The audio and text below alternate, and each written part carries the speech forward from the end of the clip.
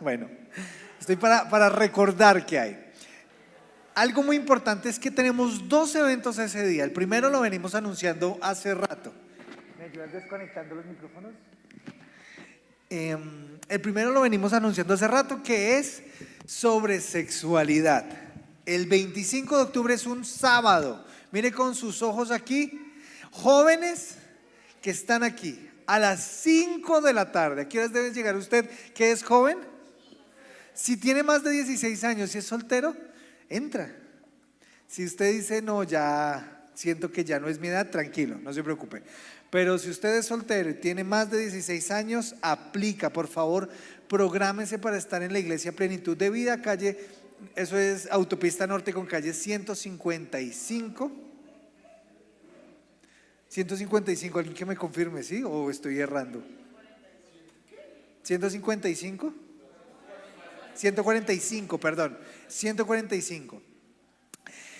A las 5 de la tarde comienza el evento. Su merced llegue antesito porque si no, no encuentra de pronto asientos. Recuerde que lo estamos haciendo conjunto.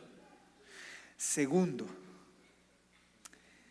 ese mismo día, a las 6:30, las parejas van a tener una charla sobre sexualidad también de esta invitada internacional que tenemos, que ya hemos venido anunciando. Sé que de pronto no está lista la imagen, pero usted la verá el domingo si no la ha visto ya en las transmisiones. ¿Ok? ¿A qué horas las parejas? 6:30 de la tarde. ¿Jóvenes? A las 5, muy bien. Pero niños, ¿aquí hay papás de niños? Niños entre 6 y 12 años. Aquí hay una mamá. Bueno, quiero decirte, Raisi, que ese 25 de octubre también hay retiro de niños. O sea, tenemos dos eventos, uno que tiene que ver con jóvenes y parejas y el otro que tiene que ver con niños. Por eso si usted va a ir a uno, hay que hacer cierta logística para que pueda su niño estar aquí en el retiro de niños y como pareja allí o como joven allí en la actividad de sexualidad. Ese retiro tiene una inscripción. Entonces este domingo, porque hoy no está Luzda, pero con Luzda se van a inscribir. Si hay algún papá que dice, sabe que yo hoy inscribo a mi niño, acérquese a Cielito. Cielito le ayuda a recordarle a Luzdari que su hijo está inscrito. Por favor, acérquese hoy, entre 6 y 12 años. Si tú no cumples ninguna de esas dos características, tranquilo, ese día puedes descansar. Venimos hablando de la fe. Y mi papá solía decir una frase. Mi familia es de muchas frases, de muchos dichos. No sé si su familia es así. Mi esposa dice, es que tu mamá tiene muchos dichos. Y mi papá, no tantos, pero los que tiene, de esos que tiene, hay uno que me retumba en la cabeza. Mi hijo, esta vida es prestada. Hay una canción de reggaetón incluso que se llama así. Yo pensé que esto era un dicho de mi familia, pero investigando un poco más, es un dicho popular. La vida es prestada. Y en estos días, esa frase ha cobrado un peso importante, porque he estado reflexionando desde hace 8 días, desde que nuestra amada Mercedes partió con el Señor. He estado pensando en esto, en que la vida en esta tierra es un ratico, usando la frase de otro cantante. La vida tiene una perspectiva donde el tiempo es limitado. Y aunque me he puesto a pensar en esta frase, que es una frase que creo que es correcta, no solamente creo que es correcta, sino tenerla en cuenta me permite tener una perspectiva correcta de la vida. Porque tu vida es prestada. Es decir, que tu vida, tu tiempo en este mundo está limitado y en definitiva no nos pertenece a nosotros. Porque un día tendremos que dar cuenta de nuestra vida ante el Señor. No importa qué edad tengas, Tienes que saber que un día estaremos delante del Señor y Él preguntará: ¿qué hicimos con esta vida? Esta vida que tú tienes no es totalmente tuya. Tu tiempo está contado, pero no como algo malo, sino como algo muy bueno. Porque al tú saber que tu tiempo es limitado, puedes dedicarte a vivir de una manera correcta. ¿Cómo vivir una vida de una manera correcta? ¿Cómo aprovechar la vida? Este mundo plantea cómo es la manera de aprovechar la vida. ¿Qué piensa la gente cuando uno le dice hay que vivir bien? ¿En qué piensa? En conseguir dinero, conseguir una buena casa, conseguir un buen trabajo, conseguirse una buena pensión e irse a vivir a una finca por allá en Santander, en Boyacá. Y esa es una estrategia, un plan que la gente considera que eso es una buena vida. Pero hace 15 días yo comencé a tratar un tema en una carta que se llama, bueno, si se le puede llamar carta, a los hebreos. Y tratamos que la vida y la fe están conectadas. Por eso cuando alguien te pregunte, o si tú te has preguntado cómo se vive una buena vida, un buen tiempo en esta tierra, la respuesta corta es teniendo una vida de fe. Una vida de fe es una buena vida. Y recordando un poquito lo que hablamos hace 15 días, la fe te permite vivir dos cosas importantísimas, indispensables en la vida. ¿Recuerdan cuál era? Premio para el que se acuerde. Leíamos, voy a hacer aquí un recorderis, Hebreos 11, 1 y 2. Eso fue lo que leímos. Que decía, es pues la fe, la certeza de lo que se espera y la convicción de lo que no se ve. Y habían dos cosas que la fe nos permite tener. Uno, la vida, tu vida, una vida de fe, una vida que está viviéndose correctamente, es una vida que te da seguridad hacia el futuro. Porque nos permitía ver hacia el futuro y saber que aunque no hayamos recibido lo que esperamos, lo recibiremos. Y hablábamos un poco de que nuestros miedos están asociados a lo que pasará, a lo que es desconocido. Todos ustedes que tienen una fe en Jesús recibirán lo que esperan. Porque decíamos que la fe no es tener un buen deseo de que algo va a pasar. No es suficiente hermano, tengo fe. No es suficiente decir tengo fe que todo cambiará. Como hay una canción, ¿no? Es más que eso. Gracias. Una fe que te da seguridad hacia el futuro. Y lo segundo, por la fe, la gente antigua, los patriarcas, la gente del Antiguo Testamento, alcanzó una buena vida, buen testimonio delante de Dios. Fueron los dos versículos que leímos. La fe te da seguridad para vivir. La fe te da una vida que agrada a Dios. Pero hoy vamos a leer el versículo 3. Porque la fe no solo te permite recibir consuelo, porque es algo que necesitamos en este tiempo, consuelo. Te permite vivir una vida correcta con el tiempo prestado. La fe te puede dar entendimiento de dos cosas. Y aquí nos vamos a quedar solamente con este versículo, así que va a quedar ahí en sus pantallas. Es más, muchos de ustedes lo deben conocer de memoria. Por la fe, ¿qué podemos hacer? Entendemos. Es la fe la que da este entendimiento. ¿Cuál? Haber sido constituido el universo por la palabra de Dios. De modo que lo que se ve fue hecho de lo que no se veía.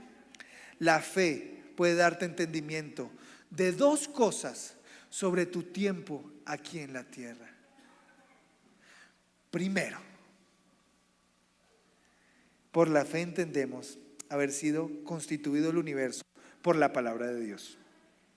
Cuando normalmente leemos este texto, nos encontramos pensando en que el escritor de Hebreos está usando un texto apologéticamente. ¿Qué quiere decir apologéticamente? Para defender la fe. Como un sentido diciendo, es que el que tiene fe cree que Dios hizo el universo. Y sí, pero él no está pensando en nuestro contexto, porque hoy en día las universidades, los colegios te van a decir, no, Dios no hizo el universo. ¿Quién hizo el universo? Nadie. El universo se hizo solo. Y de la nada algo salió, como si de la nada se produciera algo que no fuera la nada. Entonces ellos piensan que el universo nace de la nada y todo lo que existe vino de la nada. Es una propuesta, pero Hebreos no está pensando en los contextos universitarios, a pesar de que puede usarse así. ¿Qué está usando o qué está en la mente del escritor de Hebreos? Recuerden un poquito el contexto. La iglesia, en el momento en que Hebreos está siendo escrito, está sufriendo la persecución, la presión de conocer a Jesús y de predicarlo. Entonces vienen 10 capítulos anteriores hablando de algo, porque este texto, capítulo 11, viene como respuesta a estos 10 capítulos. Y estos 10 capítulos están hablando de Jesús. Jesús como lo supremo en la vida. Y después de que hemos comprendido esto, dice Hebreos, ahora sí abordemos el tema de la fe. Y tú te preguntarás, ¿y esto qué tiene que ver con mi vida hoy? ¿De qué me sirve a mí saber que Dios constituyó el universo, que Dios hizo todas las cosas? Bueno, el primer entendimiento de aquellas personas que viven en la tierra con una vida prestada, que sabe que un día va a estar delante de Dios, es que entiende el propósito de su vida.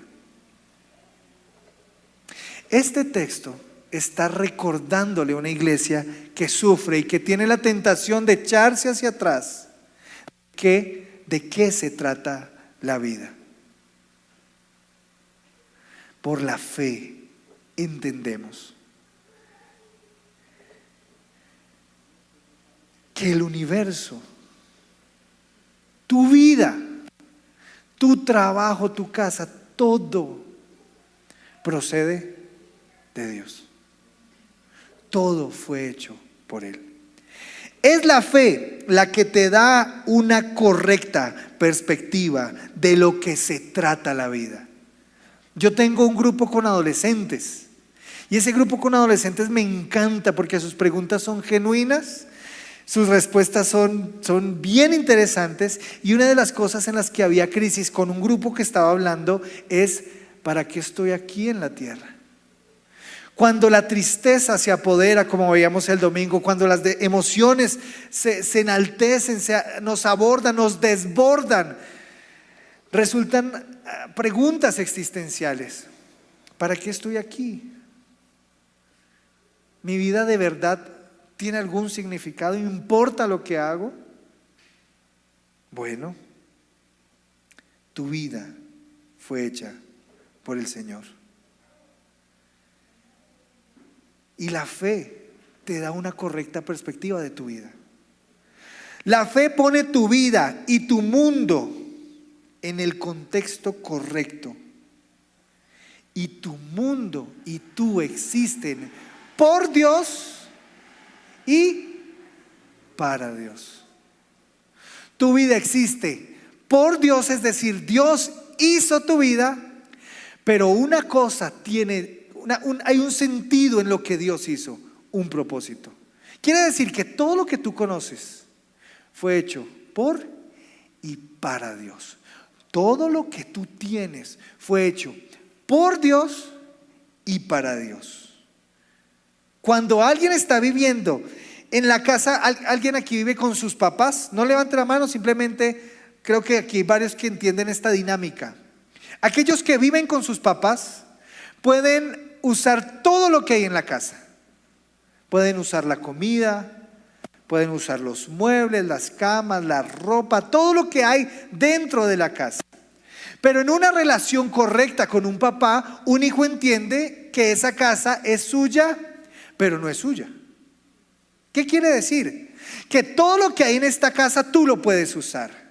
Pero no significa que puedes hacer lo que quieras con la casa. ¿O hay algún hijo acá que se haya propuesto vender la casa de su papá? De pronto aquí hay alguno que haya soñado con eso. Pero quiero decirte que esa casa en la que tú vives, en la que tú disfrutas, es tuya, pero no es tuya. No puedes hacer lo que quieras con esa casa. ¿Es claro esto? Hay reglas. El Padre pone las reglas, ¿cierto? Y hemos escuchado esa frase: y mientras usted viva en esta casa, se va a hacer las cosas así. Cuando tú seas una persona que tenga su propia casa, puede hacer como quiera. ¿Saben una cosa? Es una locura pensar que un hijo puede decir: si yo no pongo las reglas, esta no es mi casa. Es una locura, porque lo que hace que sea tu casa no es que tú pongas las reglas. Lo que hace que sea tu casa es que tú eres la autoridad allí. Tú eres el papá, tú eres la mamá. Y pasa mucho que como hijos nos adueñamos a tal punto de creer que podemos disponer como queramos. ¿Qué quiere decir esto? Que todo lo que tú ves en tu vida, todo lo que tú tienes en tu mundo, es de la casa del Señor. Y tú puedes disfrutarlo, y tú puedes usarlo, y tú puedes disponer de todo, pero no significa que sea tuyo. Tu vida no es tuya. Tu casa no es tuya. Y una persona que tiene fe, que entiende que la fe me da la perspectiva correcta de la vida, entiende que no puedo vivir como si yo fuera el Señor de mi vida.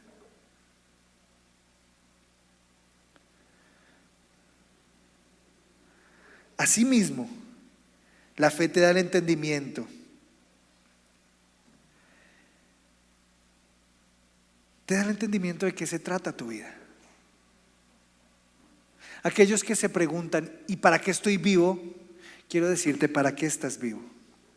El universo y tú fuiste hecho por Él y para sus propósitos, para cumplir su voluntad. La vida se trata de vivir para Dios. Todo lo hizo Él. Y todo lo que existe debe ser una expresión de la voluntad de Dios. Todo lo que tienes, todo lo que eres, está hecho para que tú expreses la voluntad de Dios. Esto quiere decir que todo en tu vida debe obedecer esa intención inicial, porque Dios hizo el universo y tiene una intención: que todo lo que respire alabe al Señor. Todo es todo debería ser una expresión de la voluntad de Dios.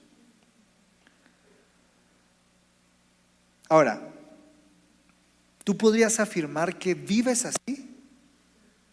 Yo me cuestiono esto. Yo puedo decir que todas las áreas de mi vida, todas las cosas en mi vida expresan la voluntad de Dios. ¿Hago lo que Dios quiere? Y mi respuesta ha sido no. Tristemente, aún hay cosas que yo digo: ¿por qué? Y creo que tengo problemas de fe, porque cuando no comprendo esto, vivo sin fe. No sé si me hago entender con lo que estoy diciendo. Es decir, que cuando tú no puedes vivir una vida que expresa en todas las áreas la voluntad de Dios, tenemos un problema de fe. No comprendemos de qué se trata la vida. Cuando tú y yo nos volvemos señores de nuestras vidas, cuando tú y yo decidimos cómo es que van a ser las cosas, ¿quién está poniendo las reglas? ¿En la casa de quién? Si notan, lo absurdo es su casa. Tú, en el momento en que le entregaste tu vida a Jesús, te volviste su casa. Él te creó, eres su casa. Así que cuando no podemos vivir de esta manera, tenemos un problema de entendimiento y un problema de fe. Una fe sana te da una perspectiva correcta de la vida. Y una perspectiva correcta de la vida te da relaciones sanas. Piénsalo de esta manera. ¿Qué hace que tengas relaciones sanas en tu casa, con los tuyos, con tu familia? Algunos dirían el amor, algunos dirían tener buenos recursos, una buena casa. Pero quiero decirte que es la fe la que te permite tener relaciones correctas. ¿Por qué? Porque si tu familia expresa la voluntad de Dios, si tú a tu familia la tomas y la pones en el lugar correcto, que es para que cumpla la voluntad de Dios, puedes relacionarte sanamente con ellos. Pero si tu familia es el objetivo de tu vida, si toda tu vida gira en torno a tu familia, si tu familia es lo más grande y sagrado y tú vives para tu familia y todo lo que haces lo haces por tu familia, tú estás viviendo con tu familia como el centro de tu vida, quiero decirte que hay una relación tóxica y dañina con tu familia. ¿Cuándo una relación en casa es una relación correcta? Cuando yo le doy a mi familia el lugar que merece, el lugar de cumplir la voluntad de Dios, honrar a Dios. Tu familia fue hecha para honrar a Dios. Por eso los esposos tratan con reverencia a su esposa, porque entiende que su esposa está allí para el propósito de Dios. Por eso un padre se preocupa por enseñarle la fe a su hijo, a su hija, hablarles de Dios, orar con ellos. ¿Por qué? Porque ellos fueron hechos para expresar la voluntad de Dios. Y puede que un hijo diga: ay, ya estoy cansado. Está bien, ora por ellos, ora con ellos. Puede que tú no puedas obligarles a creer, pero tu deber está en discipularlos. Es la voluntad de Dios. Pero cuando tu familia no está en el lugar correcto, se vuelve una relación dañina. Y terminas ahogándolos, queriendo que ellos sean tu mundo, tu felicidad, te hagan feliz. Tu familia existe para la voluntad del Señor. Lo mismo pasa con tu trabajo. Tu trabajo está para el propósito de Dios. Tu economía está para los propósitos de Dios. Lo mismo la tecnología. Muchos de nosotros tenemos problemas con esto, con la tecnología. ¿Por qué? Porque pensamos que la tecnología tiene un sentido: distraernos. Cuando nosotros no tenemos una relación correcta, ni siquiera con la tecnología, tenemos un problema allí. Todas estas cosas están en desorden cuando no están para los propósitos de Dios. Tu relación contigo mismo. Tú no eres el centro de la vida humana. Muchos de nuestros problemas entre familia, muchos de nuestros problemas entre amigos, en el trabajo, es porque yo me considero el centro del mundo. Entonces todos los demás deben estar bien conmigo. Mis relaciones, y pienso en esto, ¿por qué no cambian? ¿Cierto? Y uno piensa, ¿por qué los demás no cambian? ¿Por qué los demás no hacen? Me hacen sentir, me hacen pensar. Quiero decirte que tú no eres el centro del universo. Eso es una mala relación contigo mismo. Tú fuiste hecho para expresar la voluntad de Dios. Tu vida es para un propósito mayor que el de tu propio disfrute. Muchos de los adolescentes me entenderán, y de los jóvenes que ya no están tan adolescentes. Muchos pensamos que la vida se trata de distracción, de entretenimiento. Y esta es una de las cosas que hablamos con los adolescentes. La vida es más que entretenerse. El entretenimiento está bien, hace parte. Dios no es enemigo del bienestar, pero el bienestar no puede ser en lo que gira tu vida. Si lo que más anhelas cuando estás trabajando es salir a jugar videojuegos, lo que está en tu corazón, lo que piensas en todo momento, lo que más anhelas Salió un nuevo juego, quiero ahorrar para conseguirlo y mi mente está cautivada por eso. Tienes una mala relación. Tienes un problema de fe porque estás desconociendo de qué se trata la vida. El viernes que estábamos haciéndole el homenaje a Mechitas, canté una canción que a ella le gustaba mucho, que es la de te amo más que a mi vida. Y creo lo que dije, a mí me queda grande cantar esa canción.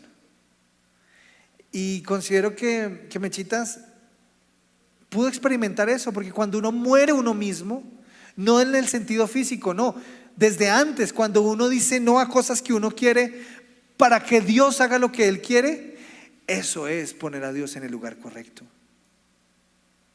Muchos de nosotros estamos viviendo vidas como si fuéramos el centro, como que Dios está para mí, y como que me enojo con Dios porque no hace lo que yo quiero, entonces me aparto de Dios, como que Dios gira en torno a mí. No, nuestra vida fue hecha para Él, tu vida fue hecha para Él, para vivir con Él. Todo está en la casa, tú puedes disponerlo, pero no eres el dueño. Vivir como el dueño de tu vida es desconocer que tu tiempo es limitado. Entonces, cuando hablamos de que el universo fue constituido por la palabra de Dios, tenemos que tener en cuenta que Dios es el autor, y no solamente el autor, el objetivo del universo. Cuando uno lee otros textos escritos por Pablo, dice: porque todo fue hecho por Él, en Él y para Él. Todo. Si tu vida cumple eso, estás viviendo de la manera correcta. Parte B de este texto: de modo que lo que se ve fue hecho de lo que no se veía. Entonces, esta primera parte nos conecta con el propósito de la vida. Aquella persona que vive la fe, una persona que tiene una vida de fe, es una persona que entiende de qué se trata la vida. ¿De qué se trata la vida? De vivir para su propósito, para su voluntad, para Él. De eso se trata. ¿Tienes crisis existenciales? Recuerda que tu vida tiene un propósito en Él, es para honrarlo a Él. Pero no solo eso, sino que este texto nos deja ver otra cosa que hay que entender que la fe nos da. De modo que lo que se ve fue hecho de lo que no se veía. Y esto te da un entendimiento de que no solamente existe un mundo natural, que es el universo, sino un mundo espiritual. Porque lo que ves fue hecho de lo que no se veía. Este es el entendimiento de que lo que vemos nos permite también entender lo que no vemos. La iglesia de ese tiempo, pensemos un poquito nuevamente allá, vámonos allá. ¿Qué estaba viendo? Persecución, presión, opresión, resistencia, muerte. ¿Sabe una de las cosas dolorosas que vivía la iglesia? Que ellos experimentaban lo que nosotros experimentamos la semana pasada, más seguido, por causa de Cristo. No solamente el dolor del que está sufriendo, sino el dolor de ver a otros irse. Eso es lo que ellos estaban viendo. ¿Y qué pasa cuando experimentamos dolor, pérdidas? Nuestra vista, nuestros ojos quedan pegados a lo natural. Lo natural se suele captar nuestro entendimiento, nos hace entender como que solamente lo que hay acá importa. Nos hace pensar que el mundo natural es lo que es importante. Y la vida no se trata solamente de lo que ves. Hay una posición frente a esto que se llama el naturalismo. ¿Qué es el naturalismo? El que piensa que solamente existe lo que puedes ver, lo que es materia. Pero cuando tú tienes una vida de fe, comprendes que la vida no se trata solo de lo que ves acá, ni de lo que puedes obtener acá. El Señor Jesús dijo: trabajen por los tesoros que hay en el cielo. porque los de la tierra se dañan, se deprecian. No dijo trabajen por el dólar. El dólar está depreciado, ¿cierto? Todo en esta realidad pierde valor, puede perderlo. Cuando nosotros sufrimos, nos quedamos pegados a las cosas de acá. Cuando tenemos una pérdida, cuando nos va mal en algo, pensamos que la vida se trata como que solamente la vida se trata de lo que podemos ver y tocar. Nuestro proyecto de vida está basado muchas veces en eso, en lo que podemos ver y tocar, en lo que llamamos lo natural. Pero la fe nos da una mejor comprensión de la realidad. Lo espiritual es tan real como lo natural. ¿Sí sabías que lo que no ves es tan real como lo que ves? Eso es lo que está planteando Hebreos. Hay cosas que tú no ves que son igual de reales. Es la comprensión de que lo natural también es espiritual y que no están separados el uno del otro. No sé si les ha pasado, pero muchos piensan en cuestión de iglesia que hay una vida natural y una vida espiritual. Entonces como que naturalmente trabajamos, comemos, dormimos y lo espiritual es orar, cantar. Hebreos no nos plantea esto, no nos plantea una división. Dice un mundo procede del otro y los dos están conectados, porque no solamente lo que haces naturalmente tienes efectos naturales. La fe te da el entendimiento de que lo espiritual te rodea y que lo que hagas naturalmente afecta espiritualmente. Y no estoy hablando de misticismo, no estoy diciendo que hay portales no estoy hablando de esto. Estoy hablando que tu vida es tan natural como espiritual. No es que estés viviendo dos realidades, no es que estés en un momento aquí sentado y de repente espiritualmente te vas a otro lado. No hay una división en esto.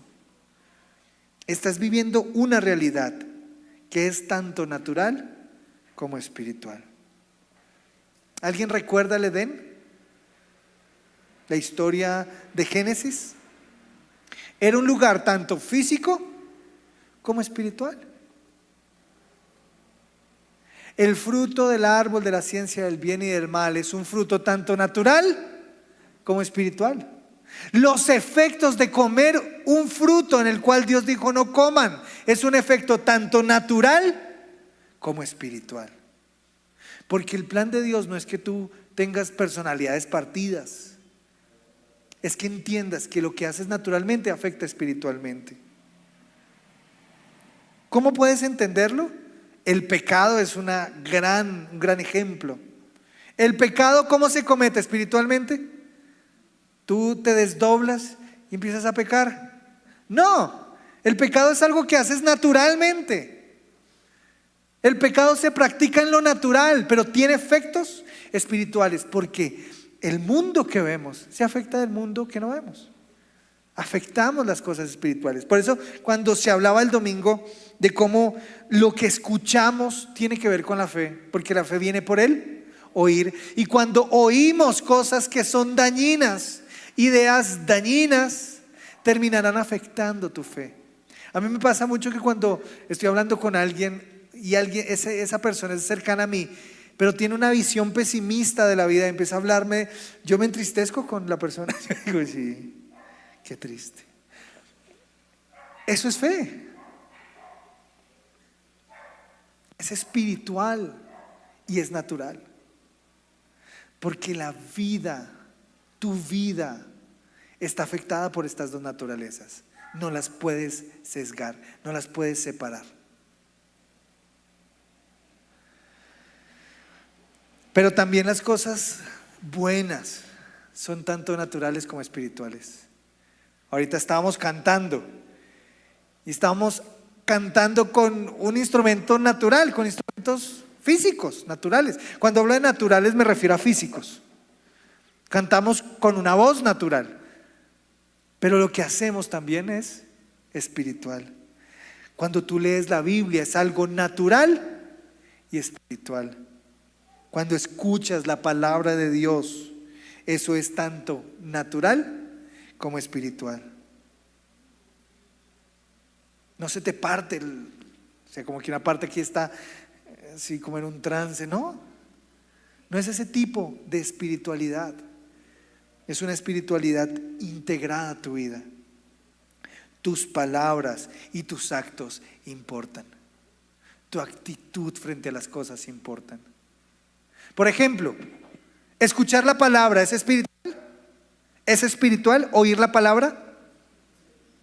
¿Y es natural? ¿Y trae el mismo efecto para todos? ¿Por qué? Porque nuestra vida, nuestra actitud y decisiones frente a esa palabra son espirituales y naturales. La parábola del sembrador. La semilla fue regada. Pero ¿cuál es el objetivo de esta parábola? ¿Decirnos Dios le habla a todo mundo? Creo que es más. Creo que el objetivo de la parábola del sembrador, donde el Señor sale a sembrar y cae en diferentes terrenos, es decir, el terreno es lo que permite que crezca o no crezca.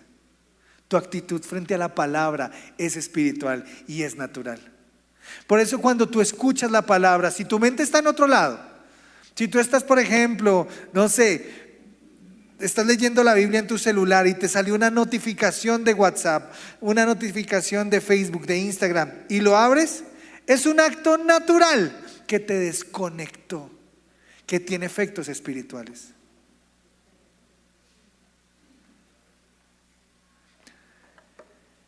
La fe te lleva a comprender que oír la palabra que Dios trae a la iglesia no es simplemente ver un video de YouTube. No sé si les pasa, algunos acá pueden venir los miércoles, pero no los domingos. Algunos pueden venir los domingos, pero no los miércoles.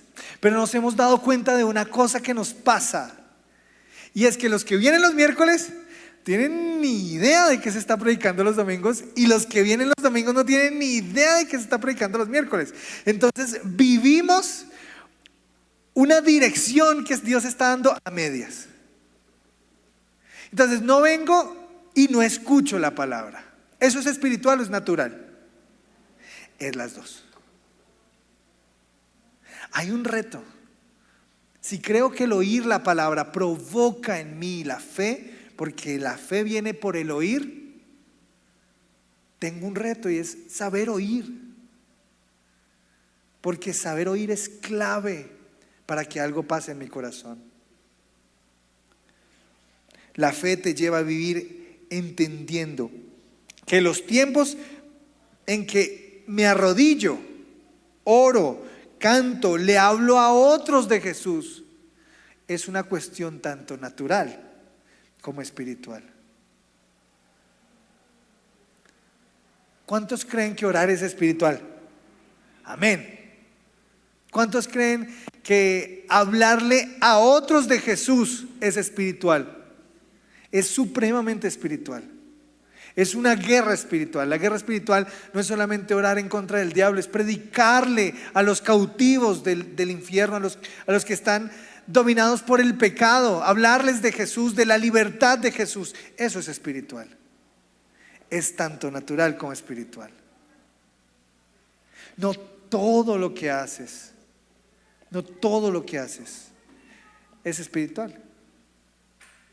Porque muchas de las cosas en las que invertimos el tiempo tienen que ver con nosotros. Pero entender que esto es tan trascendental lleva a que des pasos importantes en tu fe.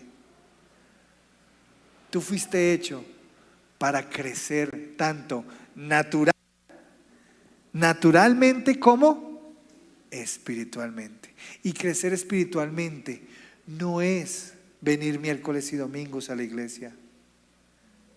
Crecer espiritualmente es parecerse a Jesús. Pero lo espiritual no sucede si no empiezas a hacer cosas naturales, como venir a la iglesia, como orar, como leer la palabra. Los cristianos no solo vivimos una vida que no se divide en sacro y profano. Esto ya lo hemos hablado. Tú no tienes una vida santa y una vida secular. Eso no existe. Aquel que ama a Jesús entiende que esa es una sola vida. La vida es santa, toda. Y lo que hacemos, todo es apartado para el Señor. Pero ya no solamente tenemos la conciencia de que nuestra vida es una sola, no es, son dos. Es una sola. No es que en la iglesia somos santos y fuera no. En todo lugar.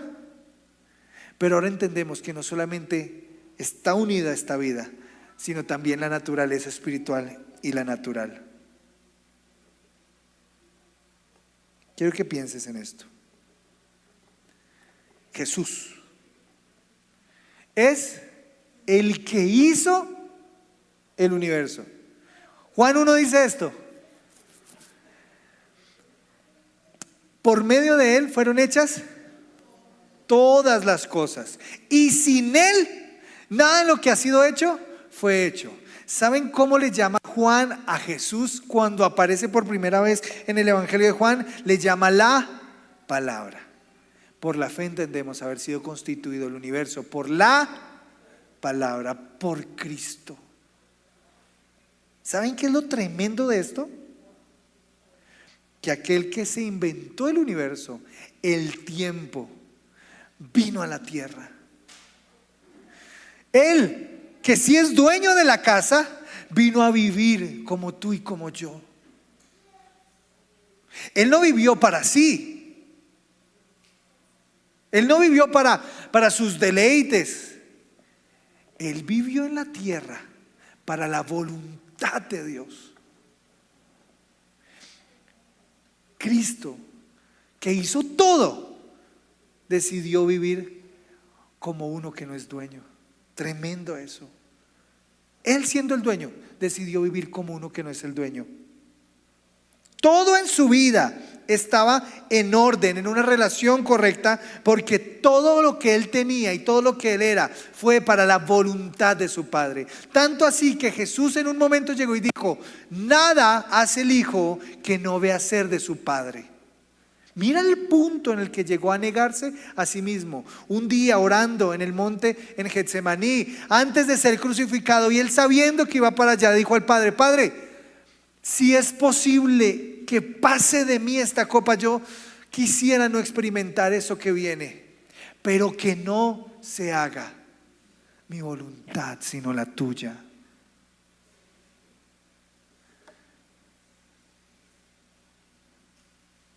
Si Jesús, siendo la palabra de Dios, quien creó todo, decidió vivir para la voluntad de Dios, ¿qué te hace pensar que tú no deberías vivir así? Que yo no debería vivir así. Hoy podemos tomar esta palabra como una más y hacer algo espiritual, dejar que Satanás se la lleve. Parábola del sembrador. Dice que la primera tierra Satanás llegó y se llevó la palabra, se robó la palabra. Y podemos dejarla pasar, o podemos dejar que haga un efecto en nosotros, porque para Él vivimos. Muchos piensan que el Señor es como un supermercado donde podemos acercarnos cada domingo a recoger bendición, compañía, amor. O sea, como que yo voy a Dios para que Él me dé cosas, ¿cierto? Necesito sentirme seguro, entonces voy a Dios para que me dé seguridad. Pero ¿saben una cosa? Dios es más que lo que nos da. Dios, al contrario, espera todo de ti. No sé si notamos la diferencia. Podemos vivir como quien creemos que Dios está para mí y voy a Él a recibir, que Dios quiere que recibamos eso. Dios quiere que tú recibas provisión, seguridad, que tú te sientas sano. Dios desea esto, pero tu vida no gira en torno a lo que Dios te puede dar. Tu vida gira en torno a lo que Él quiere y espera de ti, porque sí vivió Cristo. Y son dos vidas diferentes. Vivir para Cristo, vivir como Cristo. Y todo lo que Él hizo, todo lo que hizo el Señor Jesús, afectó una realidad natural y espiritual. Hebreos 12, cuando termina uno de leer Hebreos 11, pues sigue el 12. Y Hebreos 12 dice que Él soportó la cruz, una realidad natural y espiritual. Soportó la cruz, pero después se sentó en el trono. Jesús sabe lo que es ser afectado por esto. Y Él sabe que tú puedes entender por la fe que tú fuiste hecho para vivir como Él. En estas dos verdades. El propósito de tu vida es para darle gloria a Él, para buscar su voluntad. Y todo lo que haces importa. Puedes decirle al de al lado, lo que haces importa. Lo que haces tiene sentido y significado. Lo que haces es espiritual. Ahora, ¿cómo podemos aplicar esto a la vida?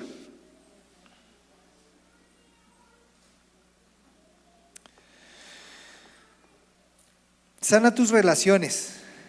Pon en orden tu vida con la voluntad de Dios. Pon a tu familia en el lugar correcto para cumplir la voluntad de Dios. Pon tu trabajo en el lugar correcto para cumplir la voluntad de Dios. Busca la voluntad del Señor. Pero cuando digo esto es en todas las áreas de tu vida. ¿Qué es lo que Dios desea para ti? ¿Cuáles son las decisiones importantes que debes tomar en este tiempo? Deberían ser guiadas por Dios. Y tú puedes decir, ¿y cómo sé cuál es la voluntad de Dios? Ahí es donde tienes que entender que esa realidad es espiritual y natural. Programa tiempo de oración. Si tú no oras, si tú no lees la palabra, no conocerás cómo habla Dios. Si tú inviertes tiempo en tu relación con Dios, aprenderás a escuchar a Dios y a entender su voluntad. Pero lo natural afecta a lo espiritual. Si nunca lo haces, no vas a saber cómo habla. Muchos queremos que Dios nos hable como en esas ideas místicas que hay, ¿no? Lady Andrés, soy Dios. Pero el patrón en la Biblia no es ese. Dios no decidió hacerlo así. Y cuando tú lees la Biblia entiendes que así no lo decidió hacer. ¿Puede hacerlo? En definitiva, puede hacerlo. Y podemos preguntar, ¿y por qué no lo hace así? Porque yo no soy el dueño de la casa, es Él. Y Él pone las reglas. Y puso esta, búsquenlo, porque aún puede ser hallado, dice la Escritura. Programa tiempos. Y déjame terminar con estas dos cosas tan prácticas, naturalmente, que te van a ayudar en tu crecimiento espiritual. Uno, el domingo hay Santa Cena. La cena del Señor es natural y espiritual. Todos los domingos, el primer domingo del mes, deberías programarte. Porque el que vive una vida de fe entiende que ese es un día importantísimo. Tiene que ver con la voluntad de Dios. Si tú ese día dices, no, yo tengo cosas que hacer, no entiendes. Tu fe está desconectada de la realidad. Porque piensas que hay cosas más importantes que la voluntad de Dios. No las hay. No las hay. Si algo compite con la voluntad de Dios, estás en un gran error. Así que todos los primeros domingos de cada mes, ven aquí, 8 de la mañana. Vas a ayunar ese día. Ayunar es tanto natural como espiritual. Y 2, vincúlate a los tiempos de oración con nosotros.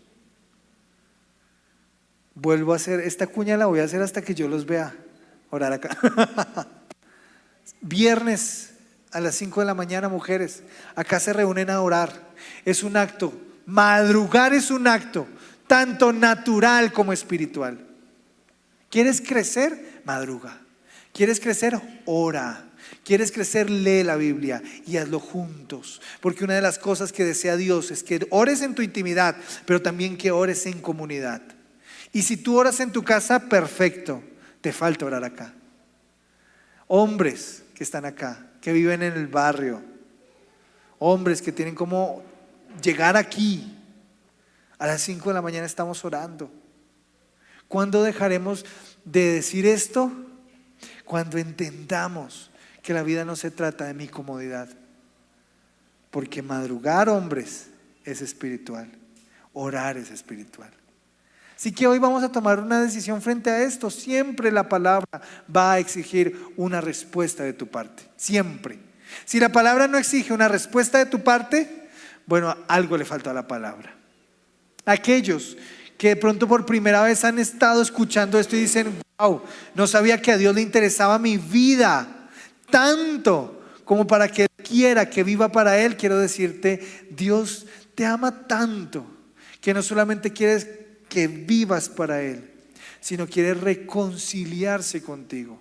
Tú no eres un instrumento para Dios, tú eres una persona que Él ama. Y por eso Cristo murió por ti. Por eso Cristo se limitó, siendo Él el creador del universo, para buscarte y ayudarte a dar el paso de estar condenado en el infierno, en las tinieblas, para llevarte a cumplir el propósito con el cual tú naciste: glorificar y hacer la voluntad de Dios. Ponte de pie y responde esta noche frente a la palabra diciéndole: Señor, entendí que una vida que te agrada a ti, una vida que entiende que el tiempo en esta tierra es prestado, es corto, es una vida que expresa tu voluntad. Y puedes allí decirle: Señor, ayúdame a comprender tu voluntad. Dile: Padre, ayúdame a comprender tu voluntad, porque no la entiendo, no sé cómo hablas. Quizás llevo meses, días o años queriendo encontrar o aprender a escucharte, pero hoy entiendo que lo que hago con mi vida naturalmente puede llevarme a ser afectado espiritualmente. Tomar decisiones simples como empezar a orar. Puede que cada vez que te arrodilles, cierres tus ojitos, digas: siento que estoy hablando solo. Tienes que saber que lo que ves está hecho de lo que no se ve. Que hay un mundo espiritual tan real que aunque no lo veas, está pasando algo en tu corazón, en tu vida. Amado Padre, tenemos la certeza de que tú nos escuchas esta noche. No hay ninguno de nosotros al cual no estés escuchando. No hay ninguno de nosotros el cual no puedas oír. Y tú oyes lo que ellos y yo estamos diciendo.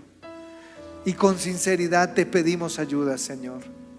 Ayúdanos a entender que el sentido de la vida, mi vida fue hecha para ti. Mi esposa, mis hijos son para ti. Mi trabajo, mi fuerza, mi tiempo son para ti. Enséñame a vivir para ti. Enséñame a tener relaciones correctas con el trabajo. A veces me entrego totalmente al trabajo y olvido que ese trabajo tú me lo diste para algo, para glorificarte. Ayúdame a vivir una vida que te agrade. No porque sea yo muy capaz, Señor, porque si fuera por capacidad no lo podría hacer. Es porque te tengo a ti. Tú me ayudas. Tú haces posible esto. Tú haces posible que pueda vivir una vida bajo tu voluntad. Yo no estoy hablando de perfección. Tú no demandas de mí perfección. Esa perfección que todos tenemos en la cabeza donde no hay equivocación. Tú demandas de mí crecimiento, compromiso. Comprométete con el Señor esta noche. Dile: quiero crecer para ti. Ayúdame a identificar esas áreas de mi vida que no he podido soltarte, que no he querido soltarte. Y ayúdame a dar pasos en mi vida diaria, pasos que tienen que ver con mi fe, que son tanto naturales como espirituales. Guárdame de lo que oigo en la calle. Guárdame de las ideas de las que escucho en el trabajo, en el colegio, que afectan mi fe. Ayúdame a escuchar tu voz. Hoy he entendido que el universo y mi vida y mi mundo está constituido, hecho por la palabra de Dios y está para ti. Y que lo que hago importa. Padre, gracias por este tiempo. Te bendigo, Señor, y te doy gracias por tu palabra. Amén. Amén. Y antes de que te sientes, dispón tu ofrenda. Tu ofrenda es tanto natural como espiritual. Quiero saber si de pronto tienen allí el ofrendero y vamos a pasar con una actitud reverente frente al Señor, orando. Yo voy a orar por ti y tú vas a orar por tu economía, para que tu economía esté en el lugar correcto. Amado Padre, gracias por la economía de la iglesia. Aquellos que trajeron su ofrenda pueden pasar y depositarla aquí. Gracias, Señor, porque tú nos hiciste de una sola naturaleza, Señor, de una naturaleza divina. Tú nos hiciste, somos hechura tuya. Y eso indica algo natural y espiritual. Y nuestra vida económica, Señor, no se despega de eso. Está hecha para ti. Ayúdanos a vivir de manera correcta frente al dinero. Ayúdanos a depender de ti.